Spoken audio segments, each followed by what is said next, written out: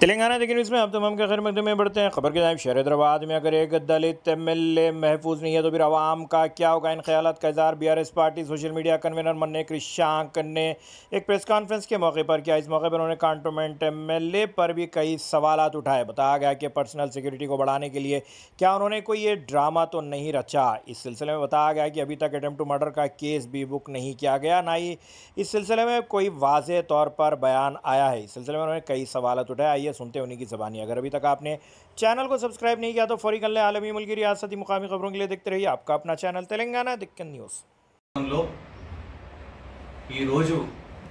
శాంతి భద్రతలకు ఇబ్బందులు అవుతున్నామని స్పష్టంగా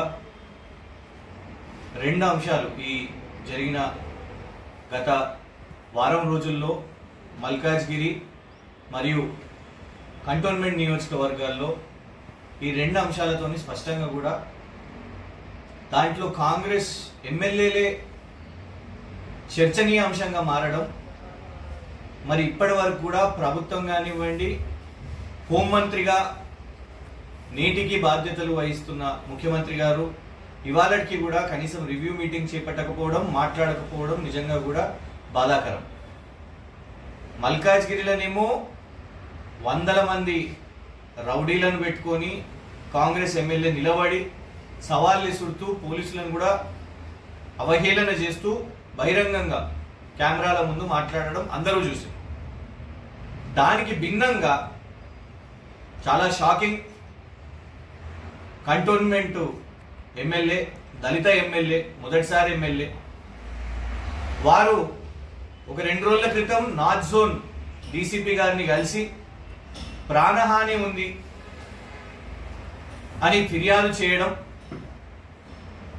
ఆ 2 రోజులు గడవగానే 48 గంటలు గడవగానే వారి మీద హత్యాయత్నం జరిగింది అని పోలీస్ స్టేషన్ లోకి వెళ్ళడం ఇవాళ చాలా సీరియస్ అంశంగా ఇవాళ అందరూ కూడా హైదరాబాద్ నగరంలో గమనించాల్సిన అవసరం ఉన్నది.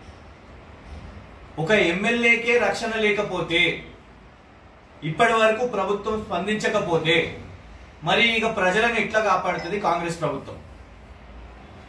ఎమ్మెల్యే పోయి ఒక కానిస్టేబుల్ కి తన బాధ చెప్పుకుంటున్నాడు, పోలీస్ స్టేషన్ పోయి కానిస్టేబుల్ కి చెప్పుకుంటున్నాడు, 50 మంది నా మీద దాడి చేయడానికి వచ్చిండ్రు, మా గన్లను కూడా గుంజుకునే ప్రయత్నం చేసిండ్రు అని.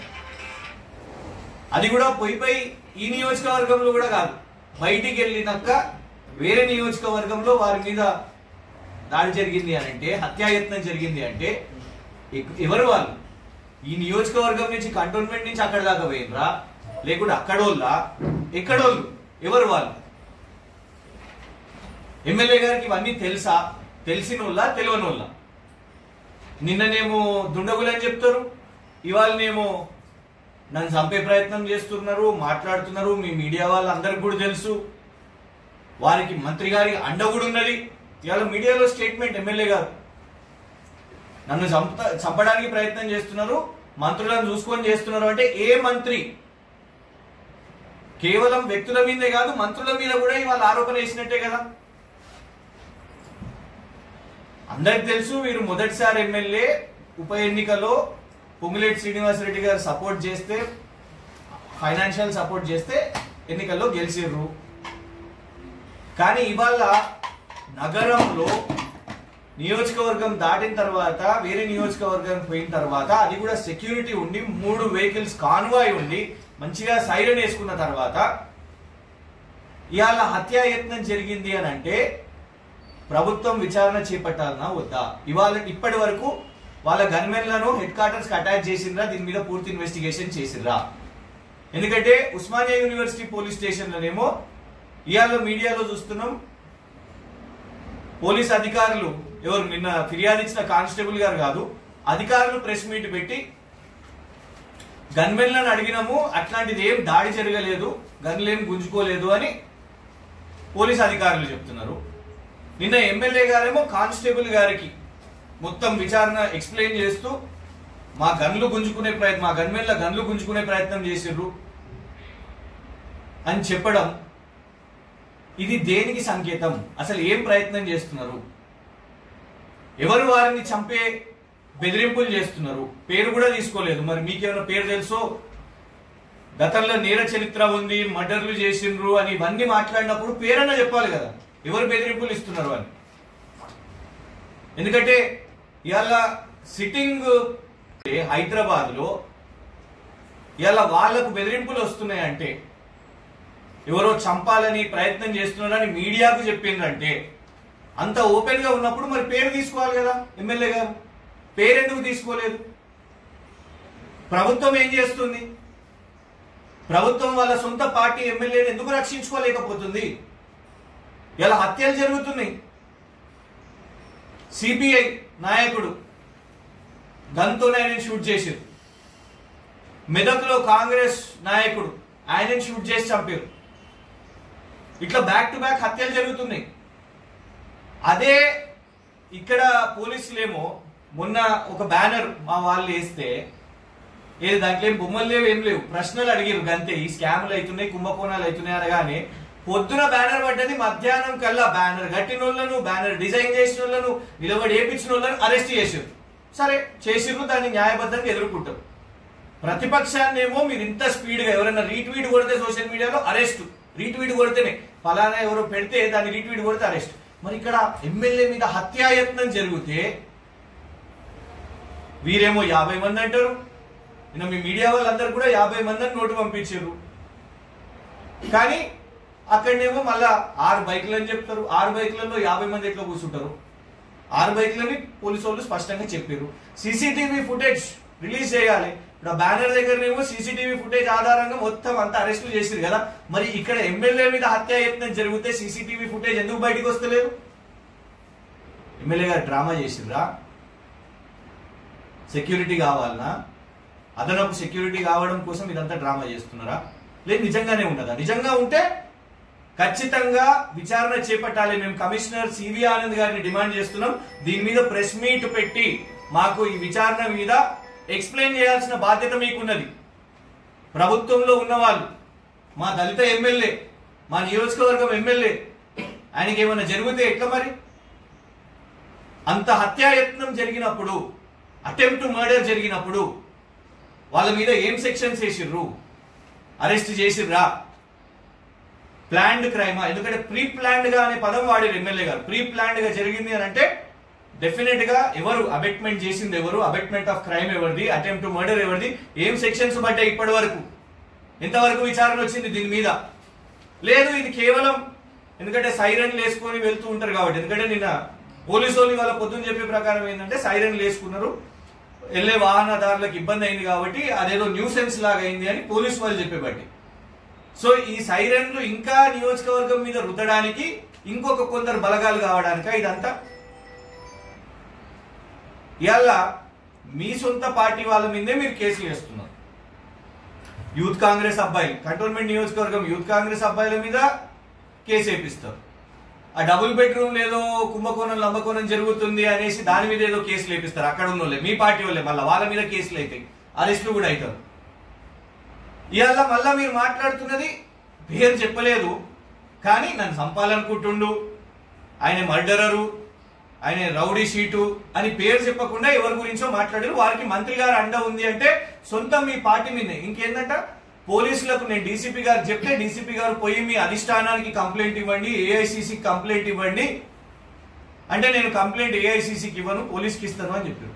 అంటే ఎవరు మీ పార్టీలో ఉన్న వ్యక్తులు ఎవరు చేస్తున్నారు ఇది? మీ పార్టీలో ఉన్నప్పుడు, మీకు కండువా కప్పుకున్నప్పుడు, మీకు ఓట్లు వేయించినప్పుడు, మిమ్మల్ని గెలిపించినప్పుడు లేని తప్పు ఇప్పుడు మీకు సడన్ గా హంతకుల్లా కనిపిస్తున్నారా? వాళ్ళు మీ పార్టీ వాళ్ళే తప్పు కనిపిస్తున్నారా? ఎవరు వాళ్ళు? అయింది ఎంత తిప్పి కొడితే సంవత్సరం.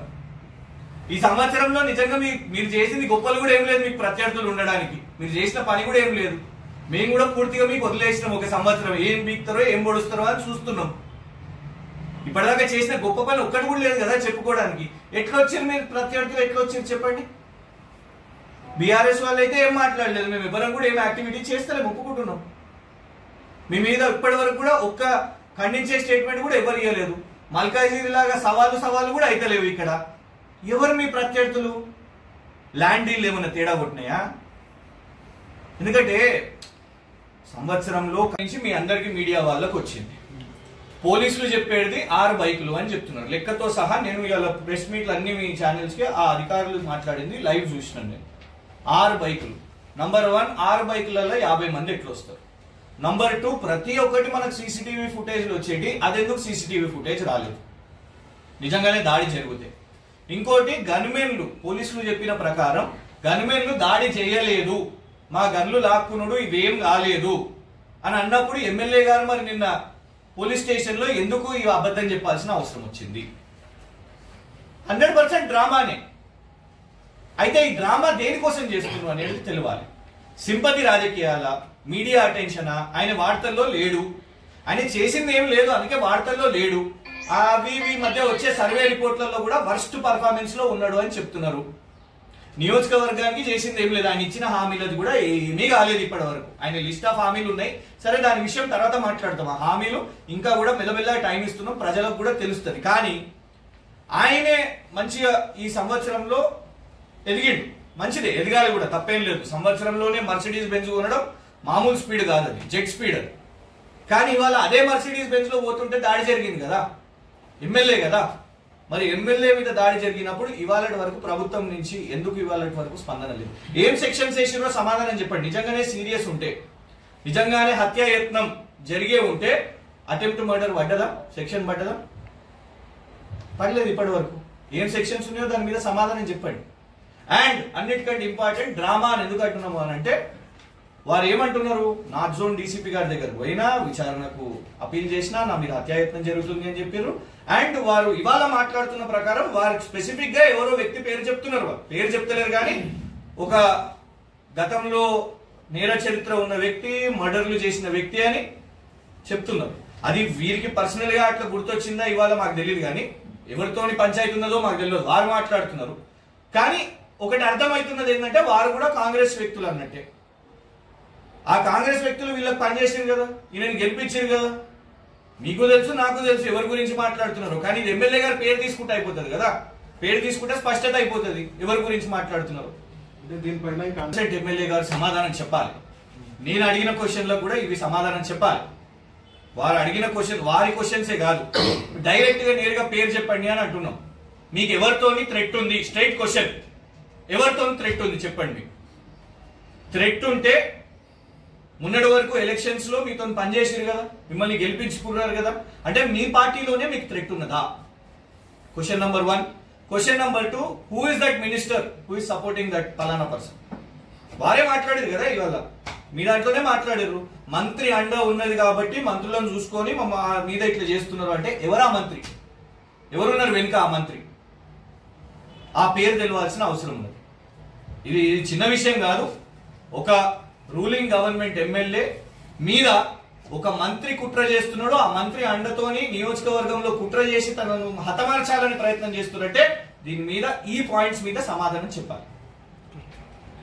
అంటే ఇప్పుడు బెంజ్ కారు మీద దాడి చేయడానికి వచ్చిండ్రు అని అంటే దాన్ని పలగొట్టే ప్రయత్నం చేసిండ్రు, దాని అద్దాలు పలగొట్టే ప్రయత్నం చేసిర్రు.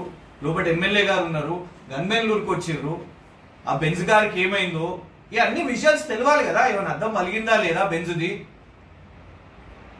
ఇవన్నీ కాకుండా ఇవాళ పూర్తిగా మా సూటి ప్రశ్న ఒకటి ఏంటిదంటే, ఇది కాంగ్రెస్ అంతర్గత కుమ్ములాటనా? నంబర్ 1. నంబర్ 2, నిజంగానే హత్యాయత్నం జరిగే ప్రయత్నం జరిగిందా, లేకుంటే ఇది డ్రామానా ఎమ్మెల్యే గారు చేస్తున్నది? ఇది కేవలం సెక్యూరిటీ పెంచుకోవడానికి ఆయనకు మంత్రి పదవి అనే ఆశ ఉండే, అది ఆశ ఎందుకు, దేనికి? గన్మెన్లు పెరుగుతారు, ఇదంతా చేసుకుని అట్లా ఇట్లా బందోబస్తు పెట్టుకొని అందరి మీద పెత్తనం చెలాయించడానిక ఇదంతా చేసిన డ్రామా? లేదు, నిజంగానే హత్యాయత్నం జరిగితే మీరు అంటున్నట్టు మంత్రి అండ వాళ్ళకు ఉన్నది అని అంటే ఆ మంత్రి ఎవరు, ఆ వ్యక్తులు ఎవరు, ఈ పేరు చెప్పాల్సిన అవసరం ఉన్నది. ఇది ఉట్టి ఆషామాషిగా నేను ఒక డ్రామా చేసేసిన, ఒక పోలీస్ స్టేషన్ లోపలికి వెళ్ళిపోయినా కానిస్టేబుల్ గారిని, ఇన్వెస్టిగేటింగ్ ఆఫీసర్ కానిస్టేబుల్ గారిని కలిసి మొత్తం మీడియా ముందు, వీడియోలో ముందు, వీడియో వాళ్ళే తీపించుకున్నారు అనుకోండి, తర్వాత మీ అందరికి పంపించారు. తీసుకొని ఇగోండి నా మీద హత్యాయత్నం జరిగింది, సింపతి రాజకీయాలు ప్రయత్నం చేసిర్రా? దీని మీద సీరియస్ విచారణ రేవంత్ రెడ్డి గారి ప్రభుత్వం, ఎందుకంటే మచ్చబడుతున్నది ఇక్కడ ఎమ్మెల్యే గారి మీద కాదు, హోంమంత్రి, ఈ రాష్ట్రం హైదరాబాద్ నగరం శాంతి భద్రతలు కాపాడాల్సిన బాధ్యత హోం మంత్రి ఎలియాస్ ముఖ్యమంత్రి రేవంత్ రెడ్డి గారిది.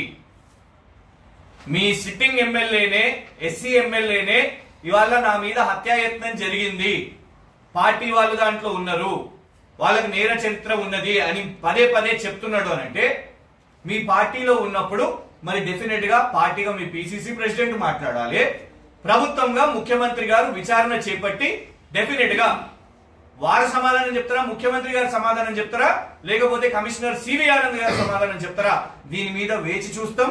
డెఫినెట్ గా మళ్ళీ మళ్ళీ అడుగుతూ ఉంటాం. ఉట్టిగా ఎపిసోడ్ అయిపోయింది సింపుల్ గా ఖతం చేసేసినామంటే కుదరదు. ప్రజలను కాపాడాల్సిన బాధ్యత ప్రభుత్వానిది. ప్రజలను కాపాడడం పక్కన పెడితే సొంతంగా వాళ్ళనే రక్షణ లేదు అని అంటే ఇవాళ నిజంగా కూడా ఈ ప్రభుత్వం ఎంత ఫెయిల్ అయింది అని కనబడుతున్నది. ఈ ప్రభుత్వం నిరూపించుకోవాలనుకుంటే, ఈ ఎపిసోడ్ లో ఏదైనా నిజం నిరూపించుకోవాలనుకుంటే డెఫినెట్ గా ప్రజలకు ట్రాన్స్పరెంట్ గా శ్రీ గణేష్ గారు, సివి ఆనంద్ గారు, రేవంత్ రెడ్డి గారు ఈ సూటి సమాధానం చెప్పాలి.